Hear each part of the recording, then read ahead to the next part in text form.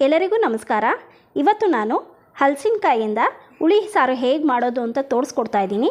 ನೀವಿನ್ನೂ ನನ್ನ channel subscribe ಮಾಡಿಲ್ಲ ಅಂದರೆ ಸಬ್ಸ್ಕ್ರೈಬ್ ಮಾಡ್ಕೊಳ್ಳಿ, ಪಕ್ಕದಲ್ಲಿರೋ ಬೆಲ್ ಬಟನ್ನ ಕ್ಲಿಕ್ ಮಾಡಿ. ಬನ್ನಿ ನೋಡೋಣ ಹೇಗೆ ಮಾಡೋದು ಅಂತ.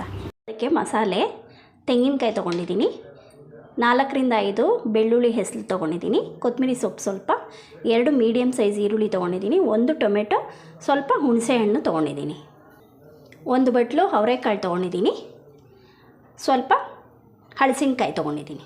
ಹಲಸಿನಕಾಯಿ ಕಟ್ ಮಾಡಿಕೊಂಡು ವಾಶ್ ಮಾಡಿ ಇಟ್ಕೊಂಡಿದ್ದೀನಿ. ಈಗ ತೆಂಗಿನಕಾಯಿ, ಈರುಳ್ಳಿ, ಬೆಳ್ಳುಳ್ಳಿ ರುಬ್ಕೊಳ್ಬೇಕು.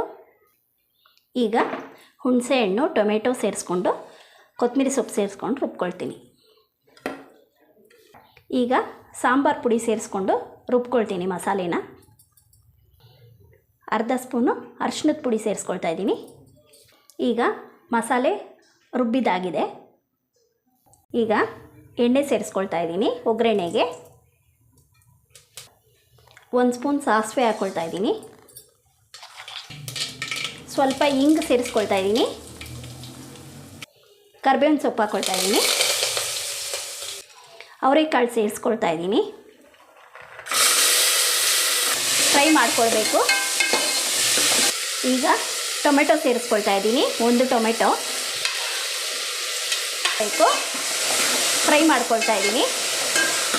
ಈಗ ರುಬ್ಕೊಂಡಿರೋ ಮಸಾಲೆ ಸೇರಿಸ್ಕೊಳ್ತಾ ಇದ್ದೀನಿ.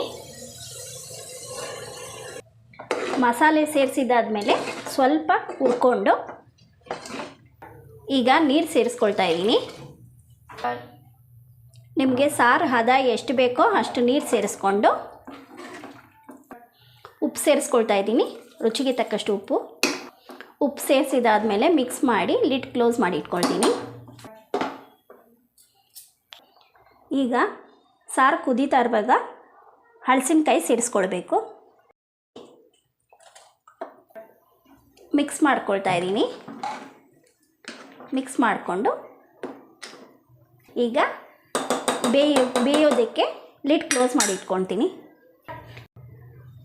ಈಗ ಟೇಸ್ಟ್ಗೋಸ್ಕರ ಒಂದು ಸ್ವಲ್ಪ ಬೆಲ್ಲ ಸೇರಿಸ್ಕೊಳ್ತಾ ಇದ್ದೀನಿ, ಲಿಡ್ ಕ್ಲೋಸ್ ಮಾಡಿ ಇಟ್ಕೊಳ್ತೀನಿ. ಈಗ ಹಲಸಿನಕಾಯಿ ಹುಳಿ ಸಾರು ರೆಡಿಯಾಗಿದೆ.